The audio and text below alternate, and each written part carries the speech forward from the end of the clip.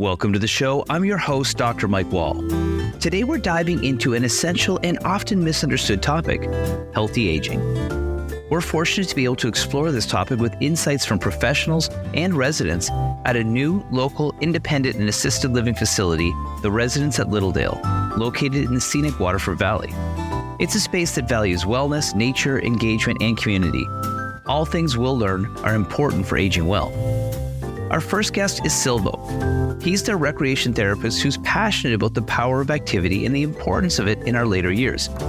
He'll shed light on why staying active and engaged isn't just important, it's a necessity for a fulfilling life. After that, we'll hear from Pamela Toms, a registered dietitian who's going to break down the key elements of nutrition that can make a huge difference in our longevity and overall well-being. And in the second half of our show, we'll speak with 3 residents who have their own unique perspectives on aging. They'll give us a glimpse into their daily lives and share their personal advice for making the most of every moment as we get older. So grab a cup of tea and settle in.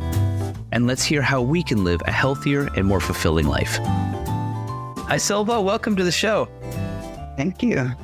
Thanks for joining me today. Maybe you could share a little bit with our listeners about what you do, where you went to school. Okay. Yeah. My background is in therapeutic recreation. I did a college diploma in recreation therapy at Canadore College once I finished high school. Then after that, I did 2 more years and got a Bachelor of Therapeutic Recreation degree at the University of Lethbridge. And then after that, I went on to do a Master of Science in Health Sciences with thesis research that was focused on therapeutic recreation. And currently I'm practicing in the field. I got certification so that I'd be a CTRS, which means a Certified Therapeutic Recreation Specialist. Excellent. And right now you're working with a very specific audience. Tell me about the people that you work with. Yeah, I work with older adults. And because the Residence at Littledale is kind of like a hybrid model of a continuing care home, you get residents who are independent and who are physically and psychologically well. And then you also get residents who are dealing with different types of diseases or disabilities and also neurocognitive disorders like dementia. So it's a certain population, older adults, but there's a lot of diversity in that population as well. And that's the challenging part. When you're dealing with such a broad variety of people, how important is the work that you're doing when it comes to keeping people moving, keeping people active? How does that help the aging process for people? I think what I've come to learn through practice and based on my own philosophical views, my training was very oriented toward the medical model. And right now I'm a bit more focused on existential things, finding quality of life and meaning, even when you're dealing with loss, you're dealing with disability, changing circumstances. I think that's the type of need that I try to focus on with residents who are here. Yeah. Quality of life. It is interesting how what you learn about in school sometimes doesn't transfer until you see it in the real world and you realize what actually is important. I came from a world of high performance and now I look at overall quality of life just like you. I think it's so important that people find wellness throughout their life. And you do a variety of different things. Can you give me some examples of some of the different activities you do with people? Yeah, so I try to focus my programs on different health domains. So physical, cognitive, emotional, existential, social, and just basic recreation and leisure. So I do exercise programs 5 days a week. And I try to diversify it so that we've got yoga, we have dance and movement, Tai Chi, fitness groups with weights and TheraBands and such. And we also have like stretching and massage. We use a massage ball and focusing on flexibility and mobility. Yeah. And then we have other programs that are focused on sociability and meaningful relationships. So we have social games, social teas, and we have a happy hour where residents dance and listen to music and drink together. Lots of diversity there too. Yeah. Yeah, that's great. Well, I mean, that is part of Newfoundland is being social and And obviously the happy hour seems to be a really popular thing there. But let's break those topics down there. So if we look at the first one, you're looking at activity, physical fitness, that physical wellness side of things. Why is that an important aspect of aging well? Well, physical health will help to increase your lifespan if you look after your health, and recreation and leisure outlook on fitness rather than just doing fitness for its own sake. You make it something enjoyable, something novel, something to look forward to. It's not just for physical health, but it's also a meaningful activity, and for them, the residents I work with, it is a social activity as well. Do you find that people trying yoga maybe for the first time in their 8th decade on the planet, are they open to trying new things like this? What do they get out of it? How do they enjoy it? There are lots of different personalities in an assisted living facility like this. So you have residents who have an openness to experience agreeableness, and they're usually willing to try different things. And then you have others who have exercised throughout their life, and that's their main focus for recreation. And then you have others who maybe didn't prioritize physical activity during their youth or adulthood, but now, because of their physical decline or pain or illness, that they want to prioritize that so that they don't continue to regress. Yeah, that's interesting. I always found that having that health literacy at a young age allows you to appreciate it and maybe be more open to those things. But it's nice when people do open their perspective on something new. And that's another thing that you talk about, the social aspects of it. Community is such an important part of health. What are some of the activities that you would do to sort of stimulate people engaging with one another? Yeah, one of the things I do for engaging is social games using conversation cards with questions or something related to reminiscing, like tell me about your school years. What was it like going to school? Or tell me about what it was like traveling, or what type of work did you do? Stuff like that. And we'll also have like a tea social conversation menus, and I'll have like a topic of discussion, and they can pick from that, and we kind of go around in a circle and answer the questions that interest us.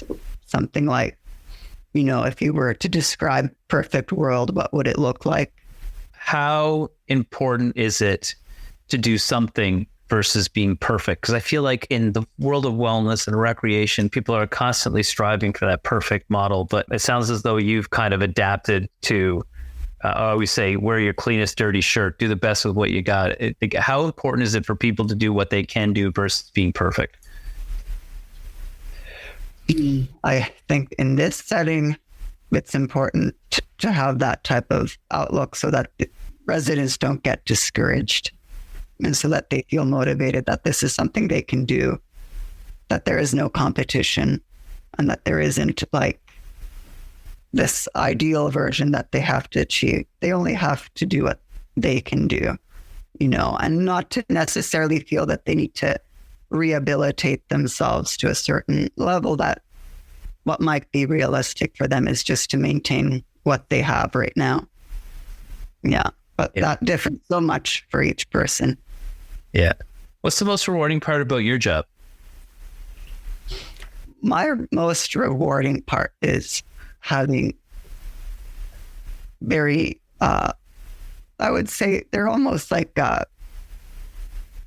not to say loving relationships, but very caring relationships with residents. It feels almost like a family, especially because the facility is small. And, if you were in a bigger continuing care home, residents might feel a bit lost, but they have a sense of community. And when they talk about it themselves, they feel like it's a family that they belong to.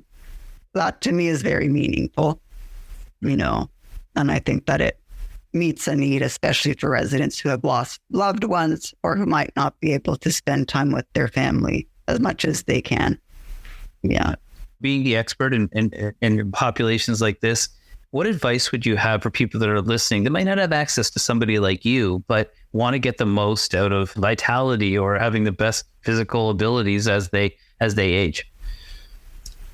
I think personally, my advice would be to find something meaningful to you, something that isn't extrinsically motivated, because someone else encourages you to do it, but something that you find intrinsically motivating, something that you are passionate about, something that you're interested in. It could be physical activity, but it could be something different, and to view health holistically, that it includes other components other than just physical health, even though that is also very important. It makes perfect sense. It sounds like you're a fantastic ambassador and you're making a really great impact with these people. Thank you so much for joining me today. I'm sure that you're going to be back on. I'll be picking your brain in the future now that we're introduced. Thank you very much. That was recreation therapist Silvo Harnes-Niemi. When we come back, we'll chat with Pamela Toms, who's a registered dietitian, about healthy eating for longevity. We'll be right back after the break.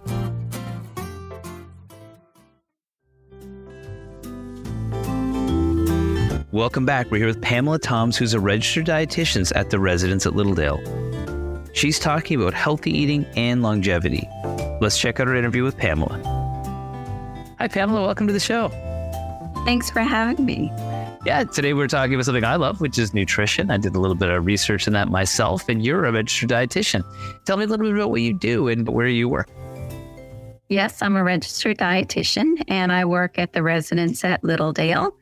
We've been open for 3 years now, and I specialize in seniors nutrition. And I think before we get into some of the things that are really good for seniors, I think Newfoundland and Labrador tend to have some of the highest rates when it comes to some of these conditions that are caused or at least related to poor diet. Things like diabetes, rates of cancer, even rates of dementia are sometimes higher, and our life expectancy is a little lower. How important is nutrition when it comes to dictating these outcomes later on in life? Yes, so nutrition is very, very important to help reduce the risk of cardiovascular disease, diabetes, and others such as dementia. And yes, Newfoundland has a higher rates of these. Starting at an early age, having a healthy diet is very important, and all through our lives to have that reduction. Mm-hmm. And it's simple, you don't have to be fancy. You don't have to have a gourmet diet. You just have to have those fruits and vegetables. So what I say is basically try to have 3 meals a day and have half your meal fruits and vegetables. And they don't have to be the latest and greatest. They don't have to be kale. It can be frozen peas, frozen broccoli, peach from a can if it's not sugar added. So these are the basics: peanut butter, whole grain bread with banana. So you don't have to have a nutrition degree to eat healthy. You just have to stick with the basics. Exactly. And I think that that's one thing we're missing sometimes is that health literacy, which is where somebody with your expertise comes into play. Are there some challenges sometimes when you're dealing with, say, seniors, for example, when it comes to taste profiles or habits when it comes to nutrition they've had over the course of their life? And now you're like, listen, we can make things a little bit better, but there might be some resistance to that. Do you ever encounter that? Oh, yes. I mean, when we have residents that they're in their mid 80s and, when we give them asparagus for the first time, they're going, what is this? Right? I'm not used to this. Yeah. But we do have a lot of residents that enjoy it, especially because we cook it so well. But seniors do have a lot of barriers to eating healthy. Oftentimes, if they are living alone, or maybe they lost a spouse, that was the cook. And so suddenly they are cooking for themselves. And it's not very fun to eat alone every day. So the enthusiasm of making and preparing the meals tends to get lower, right? Uh-huh. So you get that tea and toast. And I often see that, right? So we'll see maybe someone has a cup of coffee, maybe a slice of toast for lunch, and then doesn't eat a lot for supper. So we see that happening. Oftentimes we see taste changes with medications. So medications can often cause your mouth to get dry. So things that you used to love don't taste as well anymore. So I used to love that chicken soup and it doesn't taste as well anymore. And we also have mobility issues going out. It takes a lot to go out and get to the supermarket, go get those groceries, go home and prepare. So going to the store takes a lot of work, a lot of energy, and preparing that meal. So sometimes it's hard to get to the grocery store, may not get those fresh foods as often. And of course, the cost. We all know that the cost of food has risen greatly. So, the cost of getting those healthy foods have been a big impedance for people to eat healthy. Yeah, and I think there are so many barriers to it, and food access is challenging, particularly for people that live in rural areas that are senior citizens. But if people are able to find solutions around improving their nutrition, what are some of the things that you can see in people that do make that shift and start to eat a healthier diet? How does it impact their life? Oh, it impacts greatly. Their mood is lifted. They are more energized. So you could see better health outcomes. We do see people maybe not be able to walk very far, are walking a lot further. But we also see the social aspects. So when people come and live in a communal setting like the residents at Littledale or any communal setting, food is more than just the nutrition. It's who you eat with. So we often see a real change in people when they come in because they're getting dressed up, they're going to a dining room, they're chatting with their friends, and that makes a really big difference. So they stay a little bit longer, they eat more, and it's a real positive experience. So they have a much better quality of life. So there's some people that get the benefit of working with somebody like yourself at the Residence Littledale, but for people that may not have access to it or may be caring for their parents, for example, what are some tips that you can give people about getting proper nutrition, either for themselves or for the people that they're caring for? Well, it has to start with the basics. So start with a good breakfast, get those essentials in.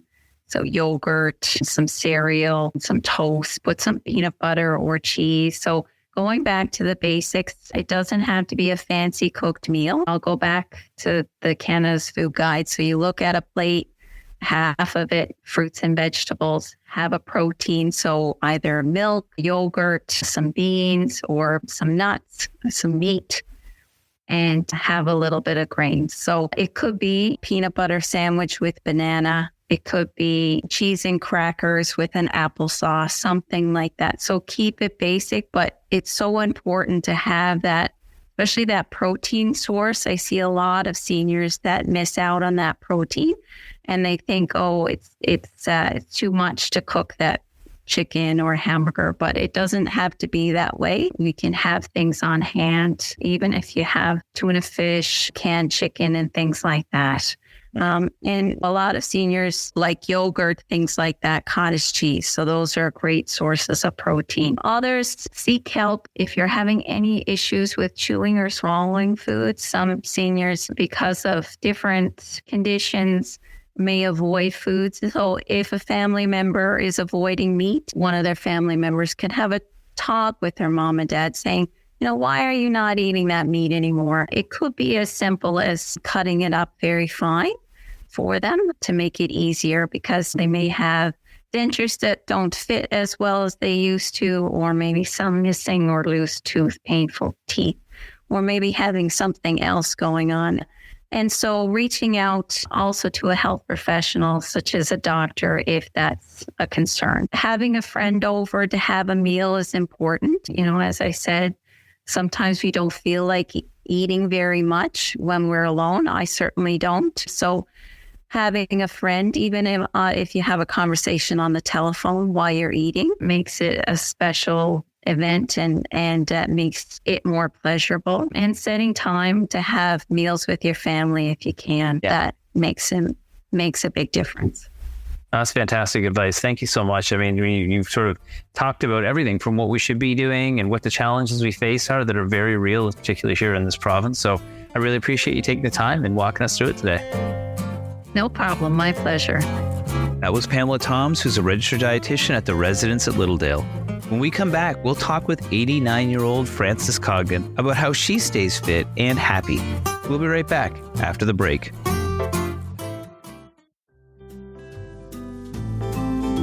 Welcome back. We're here with Frances Cogden, who is 89 years old and still as active as ever. She joined me to tell me a little bit about her day and what advice she has for healthy aging. Let's get to the interview. Hi, Frances. Thanks for joining me today. Oh, thanks for having me. It's my pleasure. Today, we're talking about healthy aging. Can you tell me a little bit about where you're from and where you are now? Yes, I'm from the Goulds, and I am 89 years old. Since I came to Littledale, it's like a whole new world. While I was fairly active before that, but now every day is full. Every morning there's a program. I go to yoga every day, 5 days a week. And it's yoga in a chair. Now, anyone can do it. Some of us do it better than others. But we all go and we do it to the best of our ability. And everyone is doing it perfectly for them. How blessed we were to get Silva. And we look forward to going to yoga every morning. And then I go back to my apartment, which is my little house. Now, another nice little thing to remember is when I go into my little house, I'm perfectly private there. There's lots of areas around where I can have company and entertain, down in the bistro and the dining room, any place. But when I go to my little pad, that's my little pad. And then I have my lunch. And I make up a little charcuterie plate every day, you know. And then I have that and put on the young and restless, lean back in my chair and have a little nap after that. That's over, and then I have a half an hour or so before next activity. Well, the next activity then is down in the multicultural room, and that's painting, which I never did before, working with clay, or cooking, or made an ugly stick. And we did painted birdhouses and all that. Okay, so we finished that up then, and we might have a foot bath after that. Yes, hot rocks and everything. And then you may get out to the garden for a little breath of air. And then you have your supper. And my dear, the meals are second to none. And then in the evening, I never played cards before. And they asked me 3 or 4 times, and I said, well, look, I really, I can't play. They said, I said, all I know is highs and red, lows and black. They said, you're perfect. So who looks forward to the game and arranges them now? Yeah, me. Well, I guess that's one of the things that comes to mind is, when I think about, healthy living. Did you do yoga 5 days a week before you came here? Is this something that you sort of adopted at a different stage in your life? Yes. Well, I went to New World Fitness 3 times a week, for the exercise, for swimming. And I'd done that all through my life, 3 times a week, but not 5. But when I came in here, there was one of the check my boxes. 5 days a week, it said for yoga. I said, I'm in. Now, the only thing they didn't have was the swimming pool. But I have a little pool outside my window, the duck pool, and it has a fountain and everything out there. So at 89, could I do much more than look? And Friday afternoons, we have happy hour. And we dance. Matter of fact, we dance, and the music is really, really good. And our type music, my type music, not yours. But it could be yours.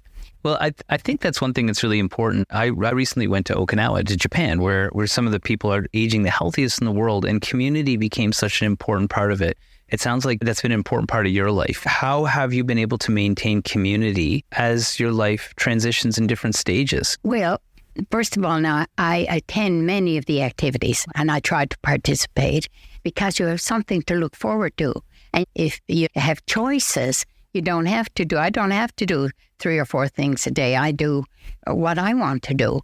And there's always something to look forward to.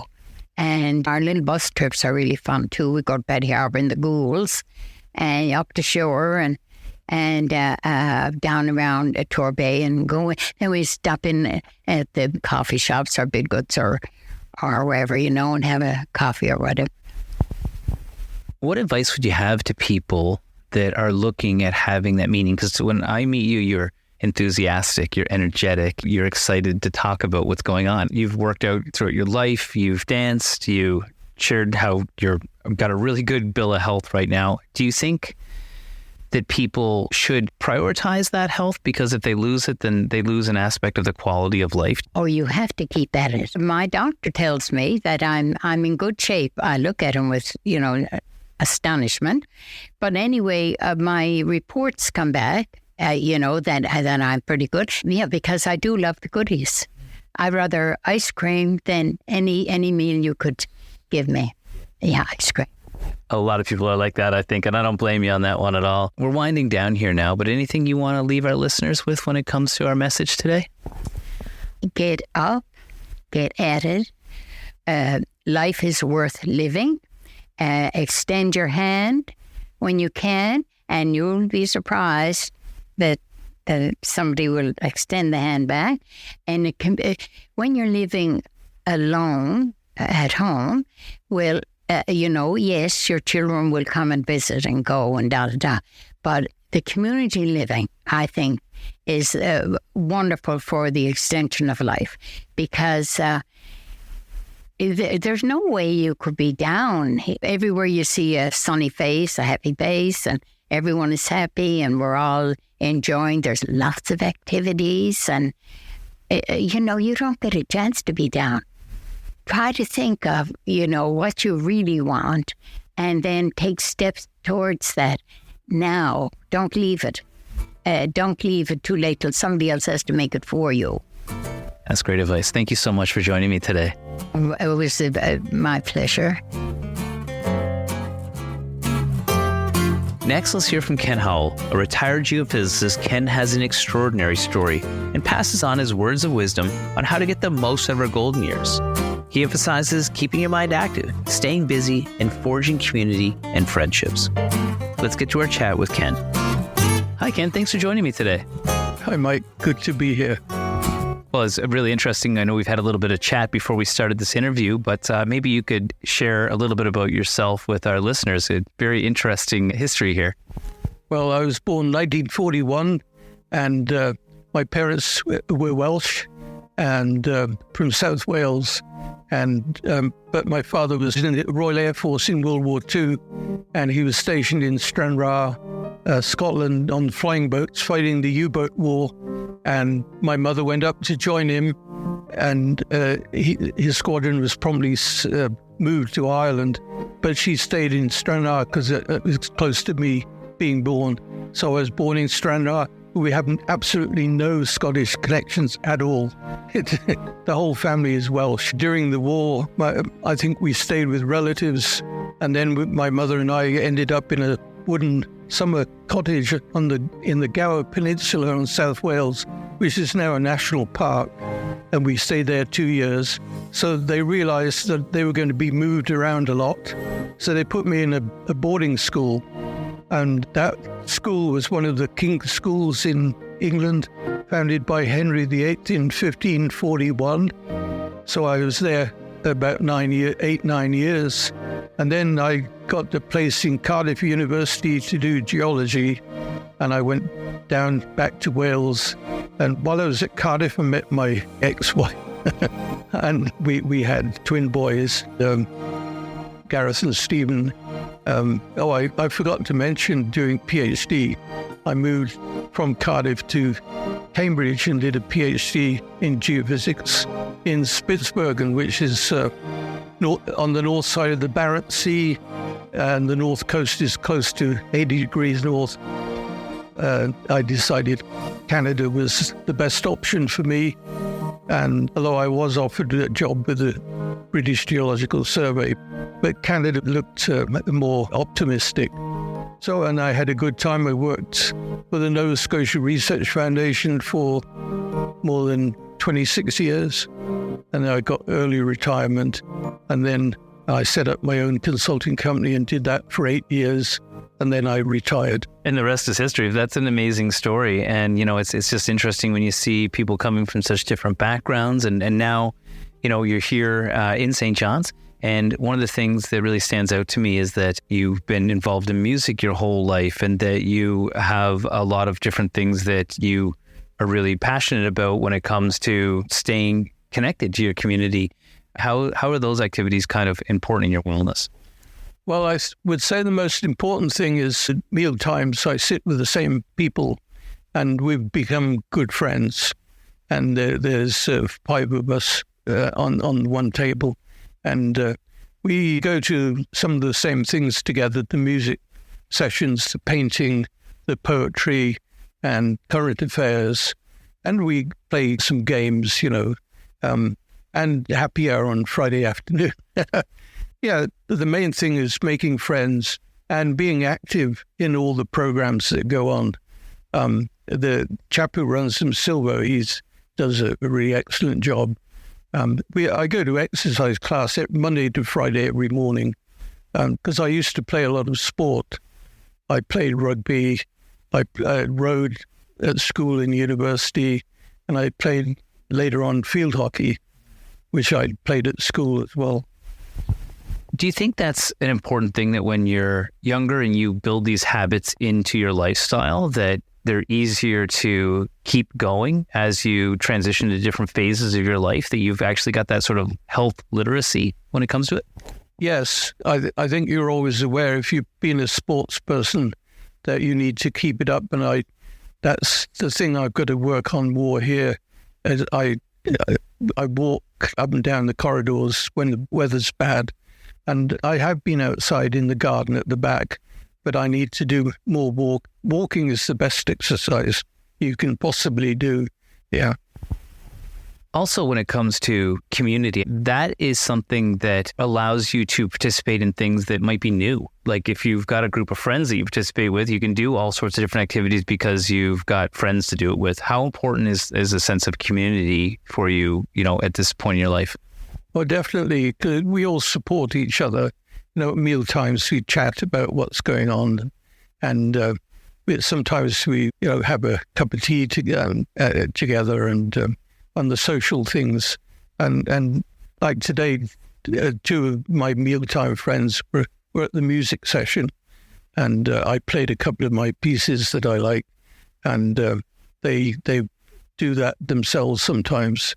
So we all help each other as best we can.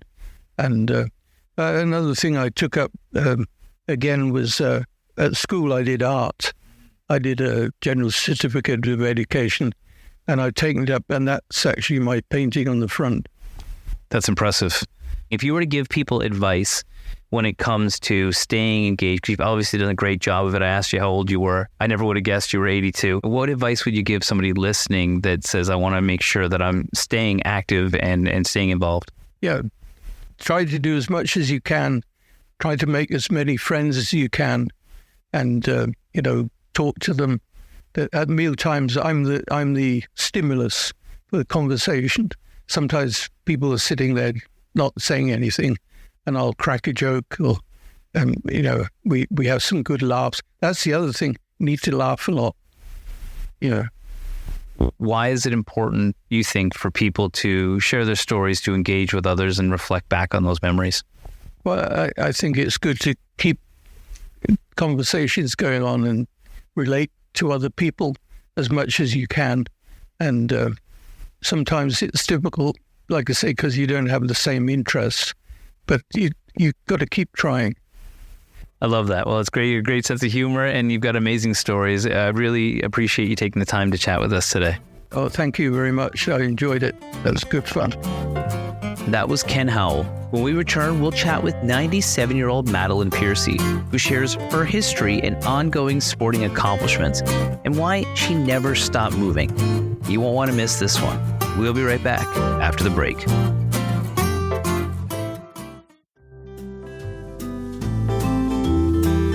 Welcome back. I'm here with 97-year-old Madeline Piercy, who besides being an avid sports person, tap dances and walks around the duck pond each day and is a strong advocate for healthy lifestyle. Let's hear Madeline's secrets. Hi, Madeline. Thanks for joining me today. Oh, nice to be here. Can you tell me a little bit about yourself? Well, right now I'm 97, and in 2 months, 8th of December, I'll be 98. I'm still doing a lot of things that I've always done. Mainly, I started walking, and I was 2 or 3 actually, and I have never stopped. Do it every day. And I walk from here, Littledale, to Boring Park and sit down at the duck pond, walk around it. I also like to lawn bowl, and we're in a tournament right now. And we've got one more game to go, and so far we've got 3 out of 5 games. So tomorrow was last one for me. So I don't know what I'm going to do after that. Well, it sounds like you keep busy regardless. Are you captain of the team for the lawn bowling? No, I gave up that. I have been all over Canada in nationals. Myself and Maureen Doyle were played peers. And we started in the 80s here when it started. They said you've been athletic your whole life. You've always been active. Have you always been active since you were a kid? I started at Rennie's River swimming. And Jim Siver was in charge there at the time. And I went to Manama Park because I lived in the centre of the city, just off Longs Hill, Littledale. And went to Bed Park. And every single day while I was at home. But we had Bridie Cole, who was teaching us how to play ball and how to basketball and you name it. The winter time, of course, back in the 30s and 40s, sliding down Carter's Hill, Langs Hill. And we were slipping and sliding down Granny Bates Hill. There was no cars. So we didn't have that worry. It was only horses, and in the night time they were gone. So you're from downtown St. John's area? Now I'm from Waterford Heights. We've lived there for 59 years. I lived down by St. Joseph's Church in the East End first when we got married. And my walk was up the Cabot Tower and down to a little lane down to Lower Battery. I think I know that lane. I do that with my wife all the time. Well, I love that. And it's a hard hike. I did that for years. And then I discovered quite about it. Because I was going down there with my children. Then we swam. Used to swim across and back. And we had a little boat, just a rowboat 10 days.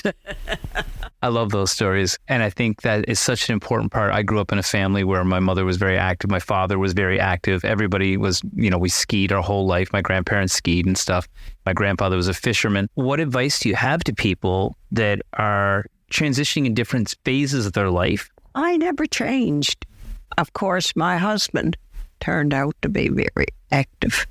But he was more involved in clubs. Like he called bingo for the KFC, and he was a veteran, Second World War. And he did it for all the legions and stuff like that.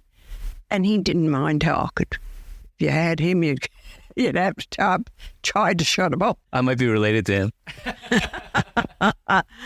No, and you know what? In the winters we skied.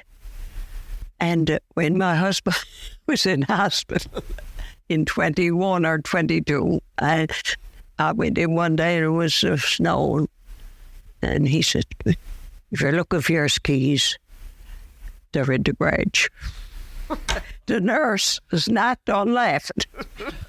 So that might be a message for everybody listening, the young people listening too. Did being active so young create this habit? I never want to stop. I got to love things. We were bowling in the seniors until the COVID came. And I gave it up because my husband had a blood condition I was afraid of bringing home to him. So that's when I gave up bowling.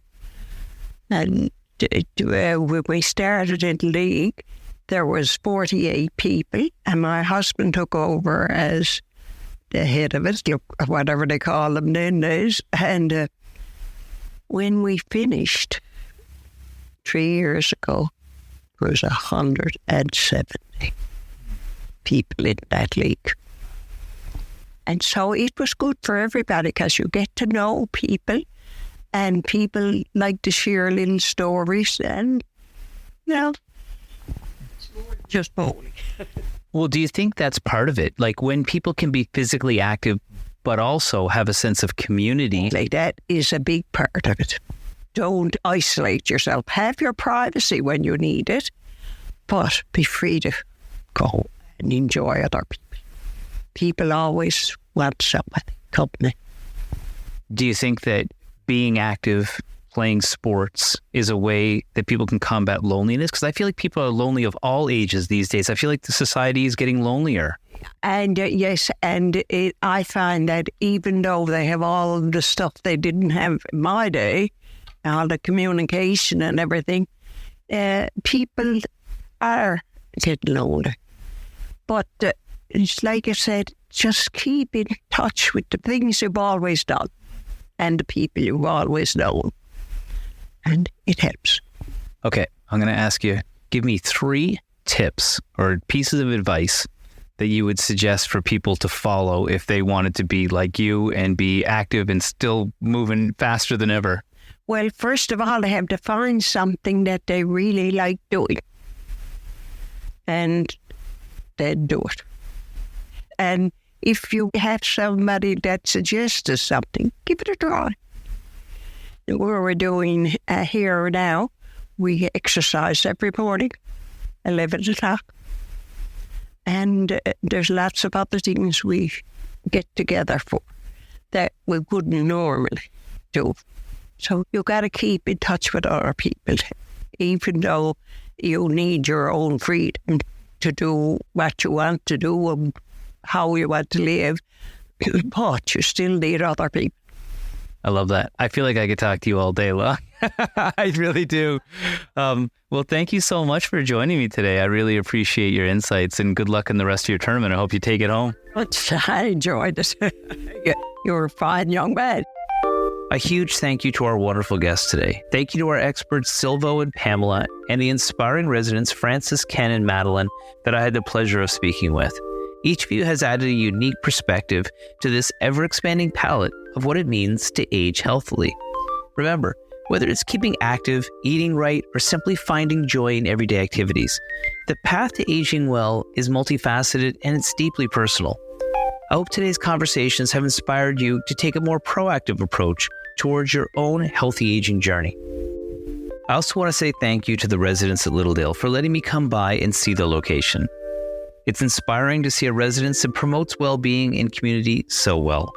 To find out more, you can visit them at littledale.ca. Well, thank you for joining me. I'm your host, Dr. Mike Wall. We'll see you back here next week for another episode of The Wall Show on your VOCM.